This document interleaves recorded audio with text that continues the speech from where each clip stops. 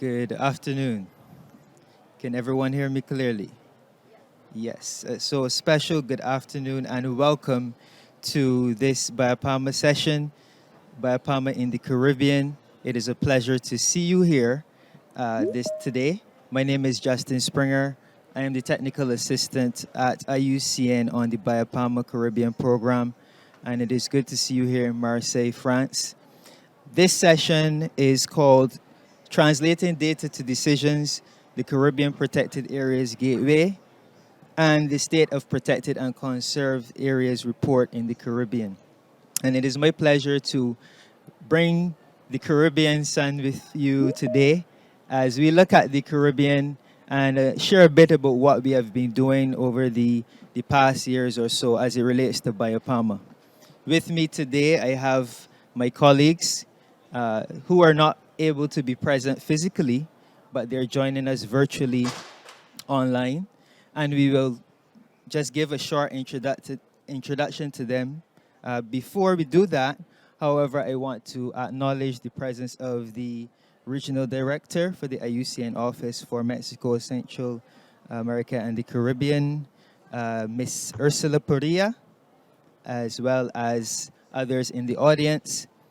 I want to acknowledge my other IUCN colleagues, and I also want to acknowledge my team, who is currently back home in Barbados. So if possible, could you share the screen, the virtual screen, for our colleagues? Yes. So here we have the regional coordinator for the Caribbean, Hyacinth Armstrong Vaughan. Just wave. Say hello. Hi, Hyacinth. Secondly, we have our communications officer for the Caribbean Protected Areas Gateway, Miss J. Van Meerbeek. Just wave, J.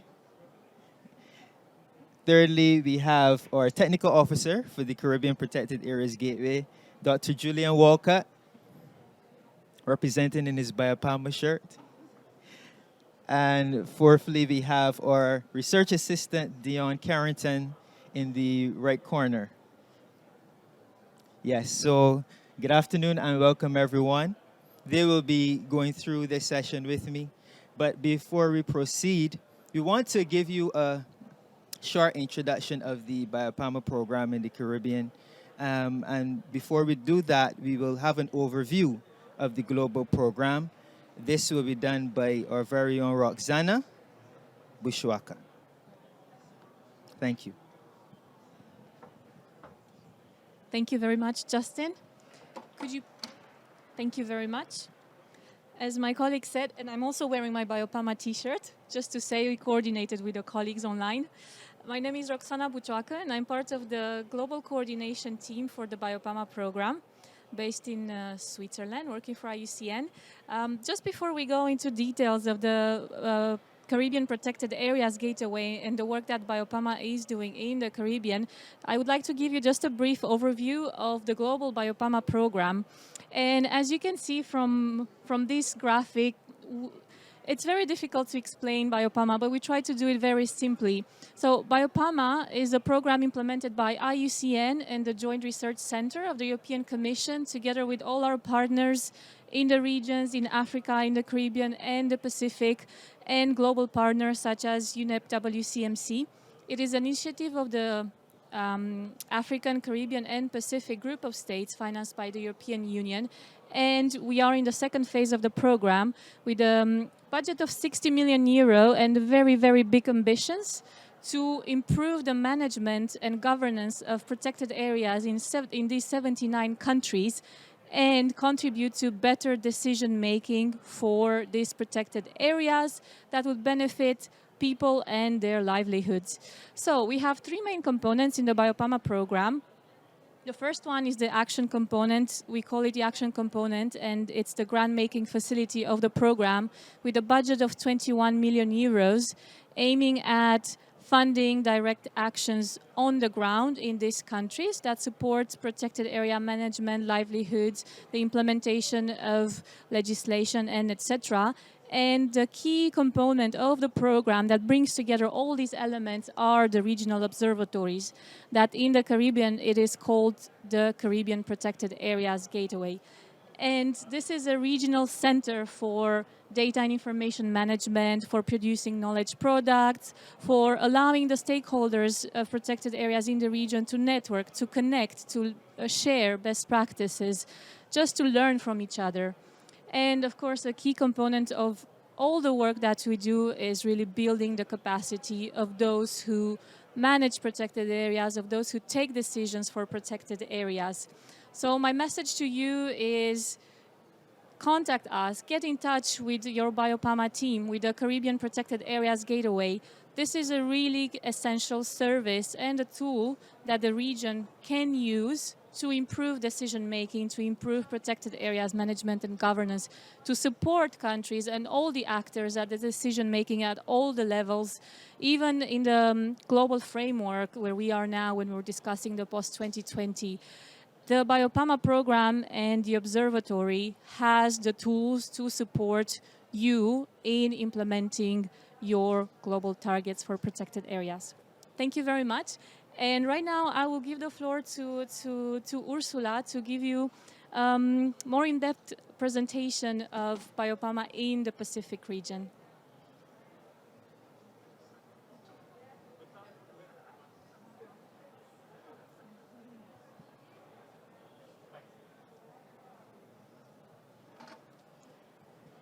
Thank you, Roxana. And thank you, everyone who is joining us today. I just want to take a moment to congratulate, and really acknowledge the efforts of the BioPama team working in the Caribbean. I was talking yesterday with Justin, who told me that he spends maybe half of his, before COVID, half of his time on a plane visiting each island, making sure that we build this network and partnerships. Yes, I have to. And hello to the BioPama team who is connected virtually. So BioPama is all about knowledge and action, right, for protected planets. And I think the Caribbean is really a wonderful example of how these two approaches, the knowledge approach and the action approach, has really materialized over the last years. The overall BioPama objective in the Caribbean of reinforcing protected areas management and governance through better use and monitoring of information and capacity development for management and governance, has been mainly supported. All 15 countries that have been engaged to varying degrees in the project activities, with Antigua and Barbuda, Belize, St. Lucia, St. Vincent, and the Grenadines, we can say that have been the most actively engaged. The BioPama has also a very important capacity building component. Over 300 people from national protected area agencies, including non-government and community-based organizations, have engaged with the project's various capacity building activities, including in the area of protected area management effectiveness. BioPama has also provided technical support for 12 sites to conduct these protected area management effectiveness assessments. 5 of these were for the first time conducted, and 8 of them were updated or repeated assessments. One site used the PAME assessment. PAME is what we call, right, the protected areas management effectiveness assessment, to successfully receive funding from the BioPama action component grant mechanism. And we are very happy and honored to say that St. Lucia has even went a step further and developed a national tool for the PAME framework. One thing that is really important in the Caribbean context, especially given the scattered nature of the region and even sometimes, sadly, the more scattered conservation work, is that we cannot achieve results if we act in isolation, if we act in silos.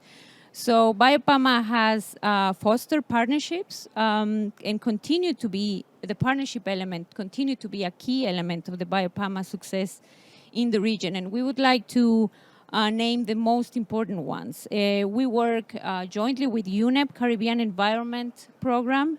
It's a partnership that promotes and enhances protected area management effectiveness approaches to guarantee that we are not acting in silos, but we develop guidelines on how to conduct and complement our joint efforts. We also work with the OECS Commission in partnerships that would promote the use of the gateway in the decision-making process that this governance platform uses. And last but not least, with the Caribbean Biodiversity Fund, we have a collaboration in regional events to promote discussions on sustainable financing for protected areas. As I said, BioPama has a very important component, action component, through a grant mechanism that has increased BioPama's visibility in the region. Up to date, 26 grants have been awarded across 9 countries with a total investment of 2.5 million euros. Over 50 territorial and marine protected areas and their associated communities are benefiting from this investment to improve overall management and governance and continue safeguarding the region's natural capital. And just yesterday, when we were sharing the success stories, 7 of these grants are already implementing the recommendations from the Protected Areas Management Effectiveness Assessment. So we are making sure that these investments are being done with robust and reliable data. As Roxana mentioned, one of the star product of this program is the Caribbean Protected Areas Gateway, which is hosted by the University of the West Indies. And the gateway is very well placed to support countries in the management and use of biodiversity-related data and information to inform decision-making, not only at the national level, but also at the regional and global levels. And this is I think this is especially significant in the discussions that we are having here in Marseille regarding the post-2020 global framework for biodiversity conservation, the SDGs, and how this really contributes to the overarching 2030 development agenda. The access to and the ability to use reliable data on biodiversity conservation to inform decisions, it's really important, especially for the Caribbean, a region that is heavily dependent on its natural capital. And being the natural capital, what sustains its economies, its livelihoods, its tourism industry, and a region that is very vulnerable to global forces of climate change and associated natural disasters. So the presentations that you will see next will highlight further the added value of the gateway and how it brings to our beautiful region, and we invite you to engage with the Caribbean Protected Areas Gateway now and beyond to framework of the BioPama program. So thank you very much, and I now give the word to Justin. Thank you so much. Thank you. Thank you very much, Ursula, for providing that brilliant context for the session we have today, and thank you, Roxanne, as well. As Ursula alluded to earlier, the Caribbean Protected Areas Gateway is one of the star products of the BioPama program in the Caribbean. It serves as a repository, a database, a hub, as we would say, a one-stop shop for areas related to biodiversity and the protected areas in the Caribbean. Today we have the pleasure to introduce the Gateway and showcase a bit more of the Gateway and its relevance. And to do that, we have our very own research assistant, Dion Carrington, who is joining us virtually, and she will give us a short introduction to what the Caribbean Protected Area Gateway is. Dion, are you with us? Hi, good morning to all. Good evening. depending on where you are. Can everyone hear me? Yes.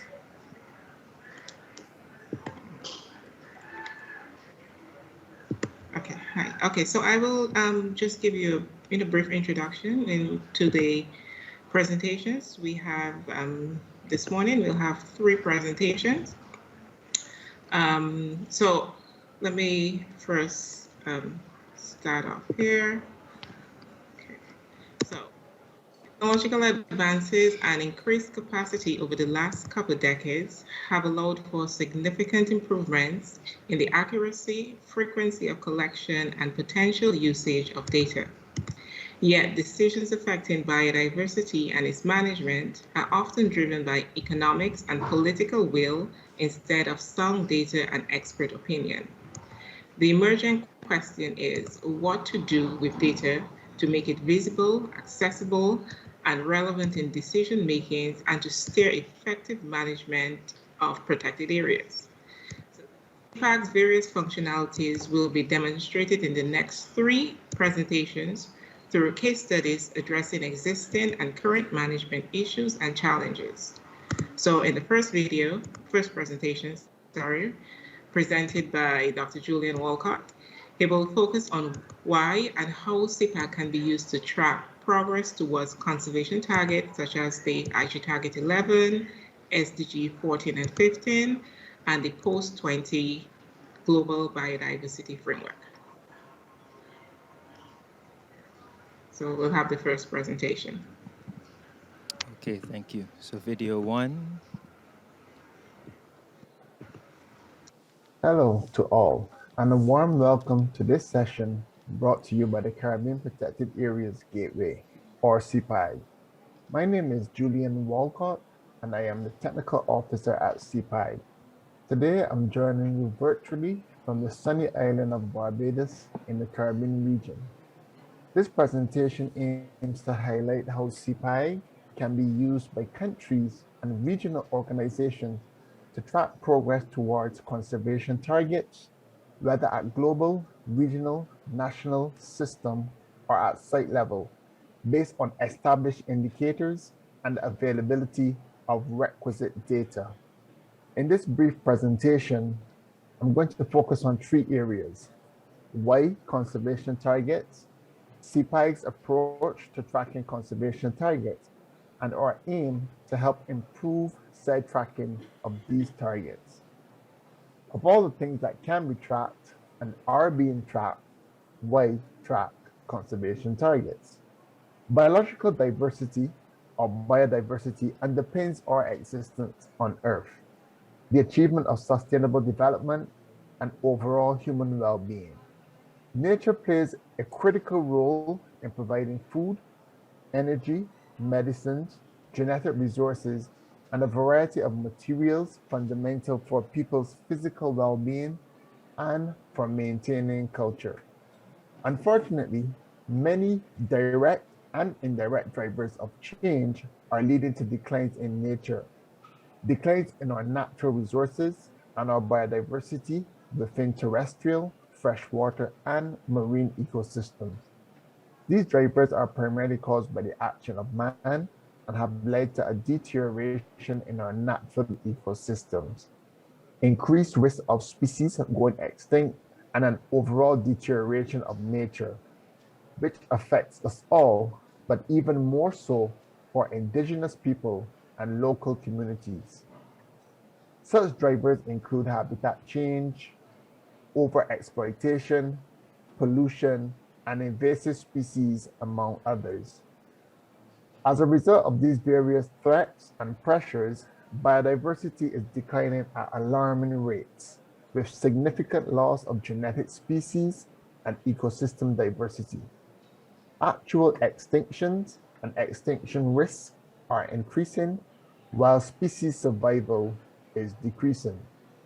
In response to declining biodiversity, various conservation measures have been employed at global, regional, national, system, and site levels, primarily in the form of multilateral environmental agreements such as the Ramsar Convention on Wetlands, the Convention on Biological Diversity, the UN Framework Convention on Climate Change, and many others.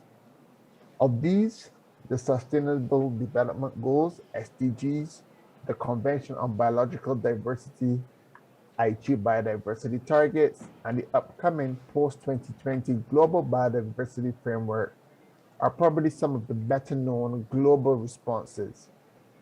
The primary aims of these responses are to bring about urgent and transformative actions by all of society, including governments, non-governmental organizations, civil society organizations, indigenous peoples, and local communities. They usually employ programs of action which are generally settled into conservation goals and targets, thus allowing for the monitoring and tracking of progress towards desired outcomes. Now, when it comes to the tracking of conservation targets, the Caribbean Protected Area Gateway employs a two-pronged approach, which focuses on the underlying data being used to track progress towards targets and the actual visualization of the data in a meaningful way. The monitoring of progress towards targets requires indicators and associated data. CPI just works with international, regional, and national organizations to ensure the availability of the most accurate, up-to-date, and pertinent data.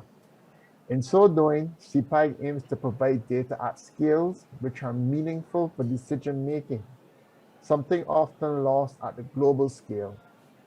Here are a few of our more recent engagement events throughout the region with various practitioners and stakeholders.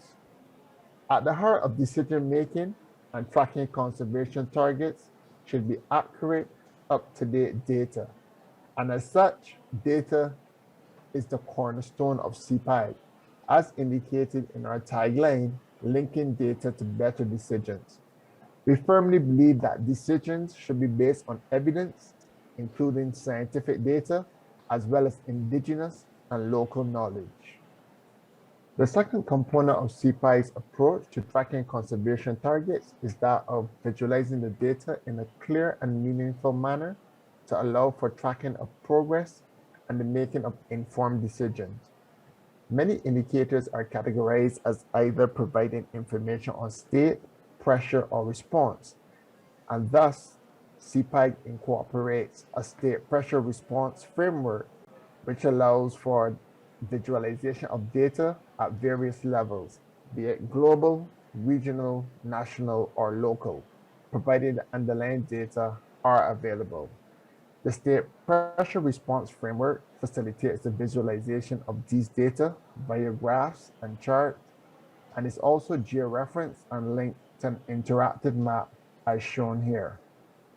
In this screenshot, the number of protected area management effectiveness assessments that are within the global database is being visualized.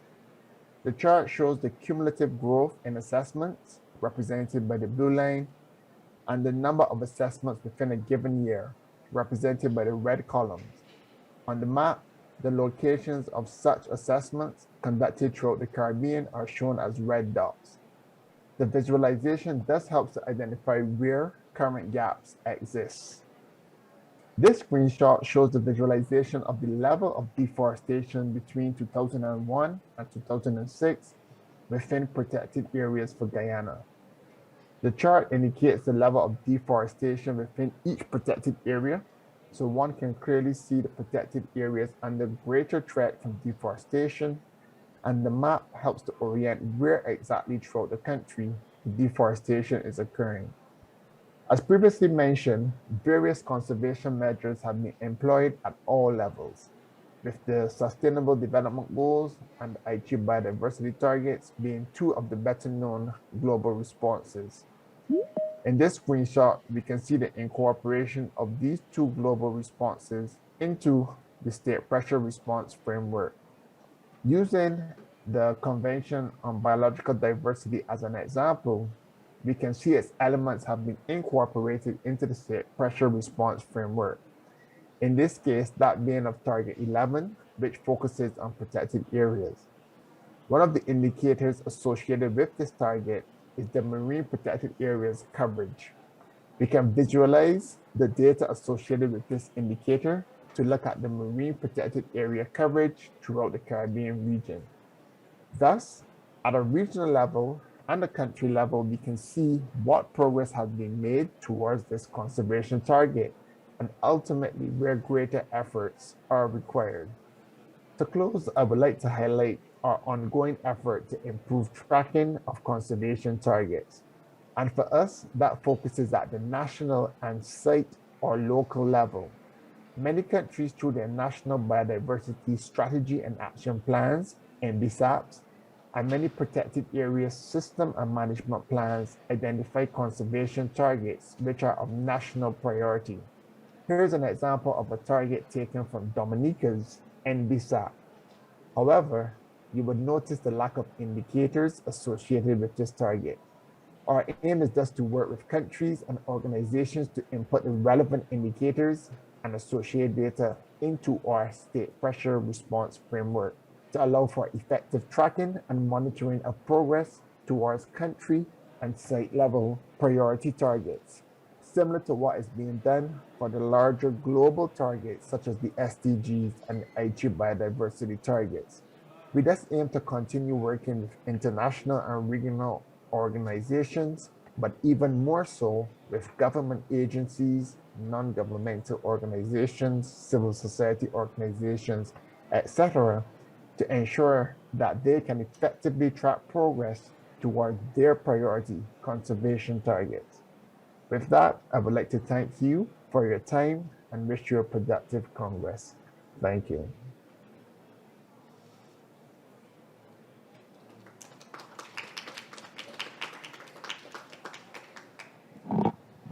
Thank you very much, Julian, for that presentation on the gateway. At this time, we have a question and answer segment. If anyone has any questions on the presentation or would like to know a bit more about the gateway itself, feel free to ask your questions at this point, both online and physical here. Any questions? Everything was clear? Crystal?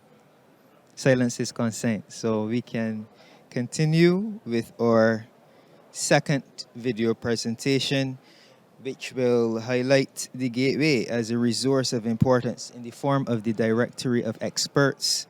And this will show the benefit of how this resource helps stakeholders for their management needs, as well as other important things. Video 2.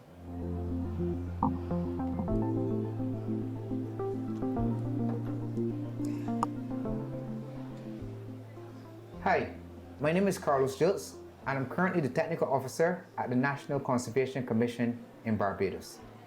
In 2020, I was a student at the Center for Resource Management and Environmental Studies here in Barbados. There, I pursued my master's in natural resource and environmental management with an emphasis on marine resource management. As a student and young professional, insight from leading researchers and academics is extremely useful. However, finding and connecting with experts and research minds can be quite a daunting task. During my last semester, I decided to conduct a management effectiveness assessment at Folkestone Marine Park. I knew that the tool would be beneficial to the park as I worked there at the time. The management effectiveness tracking tool was designed to measure progress in management effectiveness at particular sites over time, but I had limited knowledge on how to use this. The Caribbean Protected Areas Gateway developed an innovative tool that allows straightforward, user-friendly access to a database of experts. The searchable directory helps users solve problems or challenges related to a wide range of thematic areas. I was able to log on to the website, search for my area of interest, which was management effectiveness, and I was given a range of experts to choose from. The experts in the database can provide insight on ongoing developments, opinions, and emerging research in their area of expertise. In my case, I used the form to contact Dr. Jose Corro. I was able to send him a direct message, and he contacted me concerning my query. Dr. Corro and his team was able to guide me through the usage of metaphor and also presented at a workshop with stakeholders. I believe the directory of experts is a wonderful idea, and I see it as a great opportunity to promote joint work of different expertises in the Caribbean, regardless of countries and locations, and to take advantage of the rich wealth of experience and professionals that are available in the Caribbean, even in the wider Caribbean, and as a way to have a one-stop window where you can find different types of expertise that you might be needing for your project, for consultancies, for references, for research. I see the directory as a way to start joining forces to do work in the Caribbean on some capacity needs that may be still in existence. I recommend spending time exploring the database of experts.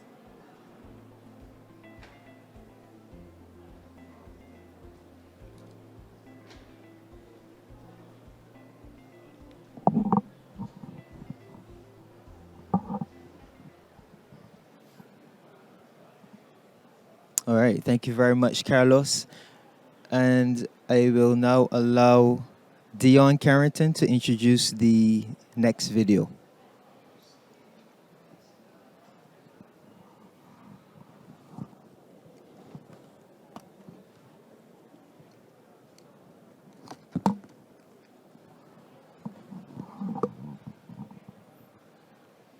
Is Dion available? Yes, I'm here.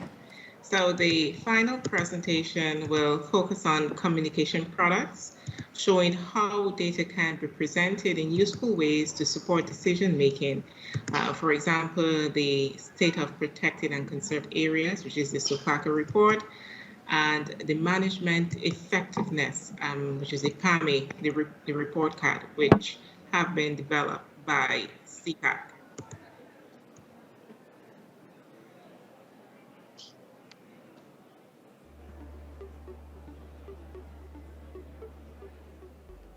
Decision-making knowledge products. Data-driven decision-making is the process where decisions are made using data. Data serves as a tool to measure the impact of decisions that are made. However, it needs to be relevant and easily understood by those making the decisions. Data in its normal format does not readily do this. The CPAG collects, analyzes, and packages information in attractive, easily understood formats that help persons and organizations define actionable insights. To develop a product that provides a response to an identified problem, the CPAG applies a four-step process. Data is first collected by a person, an organization, or by CPAG. The data is reviewed and analyzed in relation to the identified problem. Analyzed data is then represented as graphs, charts, dashboards, or maps. And these visual aids are then incorporated into technical reports, story maps, report cards, or any other product that can be used to support decisions. Following are some examples of these decision support products. CPAG provides technical support to sites in conducting protected area management effectiveness assessments. The assessment process is intensive with strong stakeholder engagement, and the preliminary results are not always easy to interpret. CPAG, therefore, repurposes the assessment results in a report card format so they can be easily interpreted and applied. Story maps are another tool that the CPAG is using to interpret and share information. For this story map, the ecological features of marine protected areas are reviewed.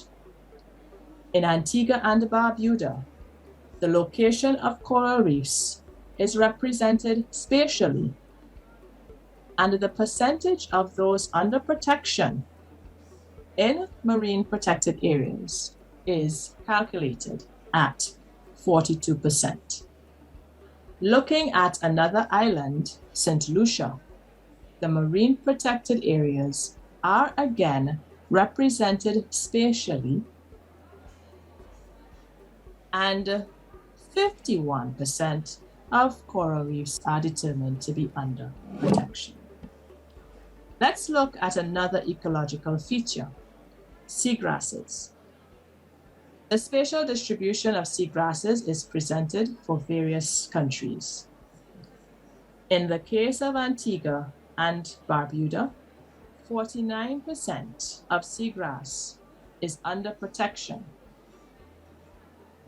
while in St. Lucia, seagrasses under protection is calculated at 17%.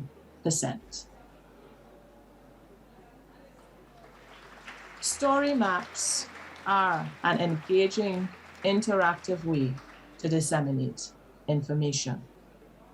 The final product example is the State of Protected and Conserved Areas Report, which is a regional assessment of protected areas currently under final development that will provide a useful baseline for countries and the region to effectively gauge current performance in conserving and managing biodiversity and associated ecosystems of importance.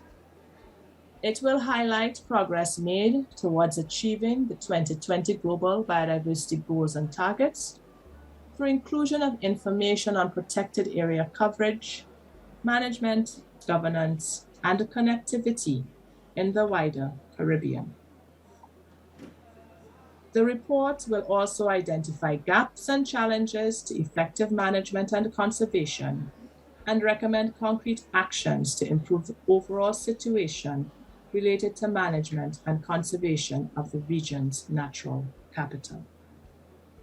These three product types and other useful knowledge products are some of the tools and services CPAG stakeholders can access to help them link data to better decisions. Data that is presented in simple, attractive formats can greatly support informed decision making.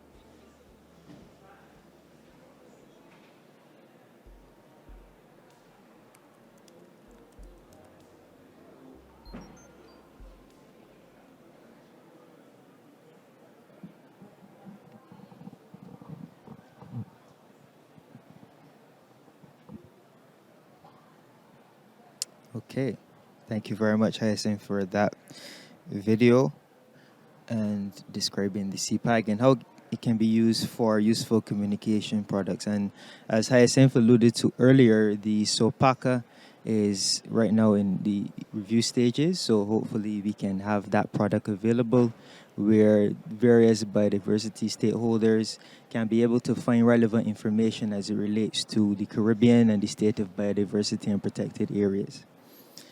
At this stage, we know we have shared several videos, but we now open the floor for any questions that you may have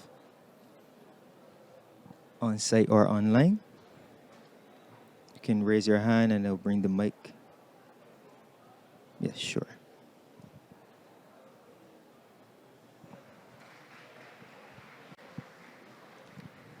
Thank you. My name is Hans Kirchmeier from Austria, and I'm very thankful for this very interesting presentation on this data hub you're using for decision making.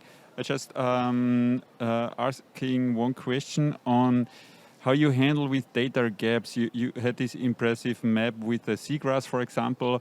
Does it mean all of the area has been mapped for all ecosystems? So the map of seagrass is covering all the area? or is there mapped and unmapped area, and how you handle this in the database? This is something we find very tricky to handle these data gaps in our systems. Thank you very much. Okay, thank you.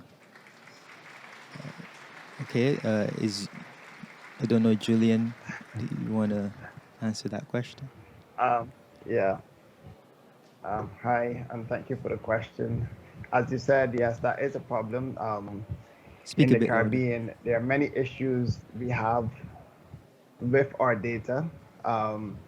One being data gaps. So what we do is there are areas that there are gaps. What we do is try to highlight those areas. We try to see how we can, if possible, fill those data gaps, but recognize that some of them, the capacity, whether it be human or technical, just isn't there. So in our data system, we will identify the gaps, recognizing that there are areas that need to be addressed, that need to be filled. And as I said, where possible, we try to fill those gaps. Mentioned, I think, in the presentation by Roxana was the action component, and that's an area where we're trying to apply funds to be able to address some of the priority areas, some of the gaps that exist throughout the region. And as mentioned, we are hosted by an academic institution, the University of the West Indies. So we're also relying heavily on students, research projects to try to also attend to some of the gaps that exist within the data throughout the Caribbean region. So it is a tricky area. We just try to highlight where there are gaps and see how we can address to help to fill those gaps going forward. Thank you. Okay, thank you, Julian. Any other questions? Justin? Sorry, Hyacinth, you had a response? Yeah, I just wanted to add to what Julian said. So in terms of what we're doing with the CPAG and the data that's there, what you saw is data that is available, that has been provided to us through many of our regional partners and national partners. But we also want to, by highlighting this information, we are able, as Julian said, to identify where the gaps are. And that also helps our national agencies, those responsible for monitoring the ecosystems, to know where they need to be putting resources to hopefully boost the data and information that is available to help them make better decisions on where they need to divert resources in terms of maintaining these ecosystems. Because for us, many of our countries are island states, and these ecosystems are really important for our existence, not just from the livelihoods perspective, but also from the climate change challenges that we are now facing with natural disasters. So as much information that we can show that currently exists where they are spatially, it's always good for people to see where things are, and then understanding where the gaps are, where the resource needs and challenges are, then they are in a better position to, in the case of the protected area agencies, lobby to their governments and to their bosses for the much needed resources that they require to manage the ecosystems that keep us all alive in the region. Lovely, thank you. One more question.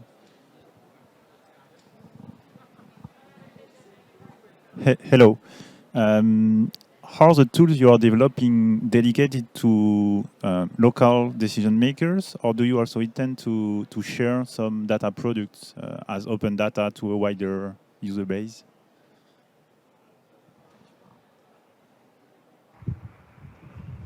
Yes, thanks for the question. So the Caribbean Protected Areas Gateway is based on open source. So the idea is for everything to be shareable.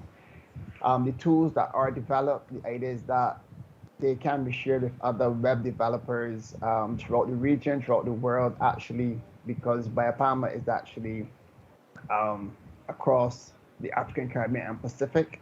So the idea is that whatever tools are developed can be built and further developed and specified and retrofitted for the needs of the regions and what's not. So the idea is that it's not specifically for, a decision maker in a given country, but to be able to be utilized by the wider global community to be able to address whatever problems they do have.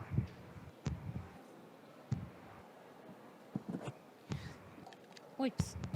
Thank you. Yeah, I just have more than a question. Maybe it's just a reflection. Over the last 4 days, we've been hearing on how, we need to bounce back better from the pandemics. And I just think this project gathers so much evidence on the ground, what's really affecting, what's really lacking in terms of further assessments. And I was just wondering on whether, on the last video, on how we make these communication products really available, reachable to the politicians. I was sitting with our DG, our Director General, with the Minister of Belize on how ministries are struggling with budgets that are coming less and less, strengthening less and less, and in the budget area. So I really think that we should be more ambitious, and take this data really to the politicians, to the decision makings, and also for the fundraising strategies that the Caribbean sets. I think this is just a wonderful, very reachable, very visual tool that it should be used also to get the money where it has to be implemented. Thanks, and congratulations, really, to the team. This is just wonderful. Thank you. Thank you very much, Ursula. Very relevant points. So any further questions before we move on? If there are no more questions, the most important question would be, how can you connect with the Gateway? And Julian will now touch on that and provide some information on how you can connect with us.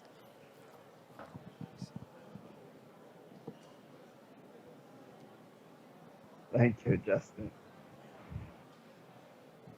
So first of all, let me say a big heartfelt thank you for those of you joining us today.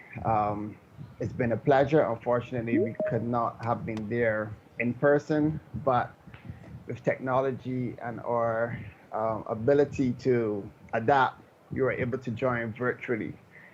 So with that said, we recognize that within an hour is not enough time to really give you a full taste of the Caribbean Protected Areas Gateway. And so we would like to encourage you to continue to interact, to learn, to grow with us.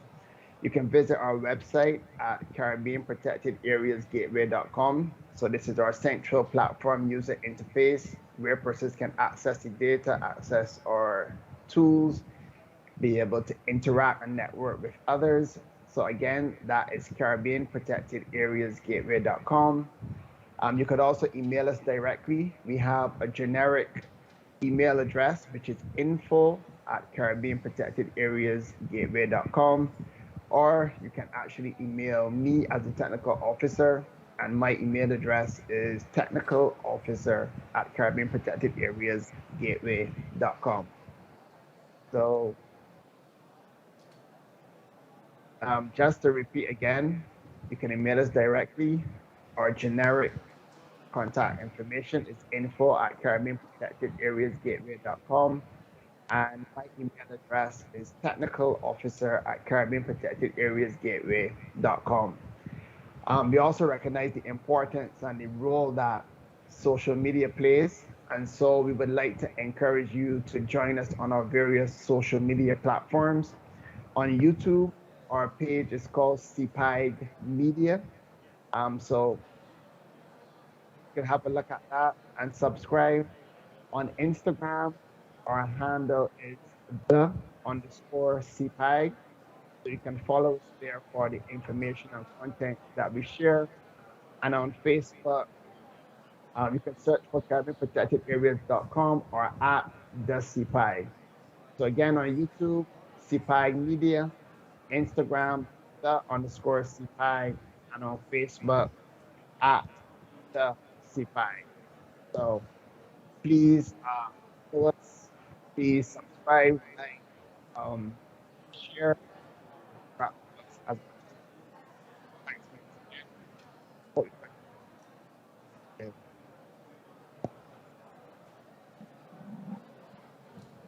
Okay, thank you very much, Julian. You broke up a bit at the end, but thanks for the contact information. So there you have it. You have our different social media handles, whether Instagram or Facebook or YouTube.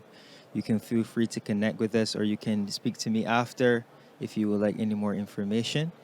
But at this stage, we will close off this session. Feel free to connect with us after.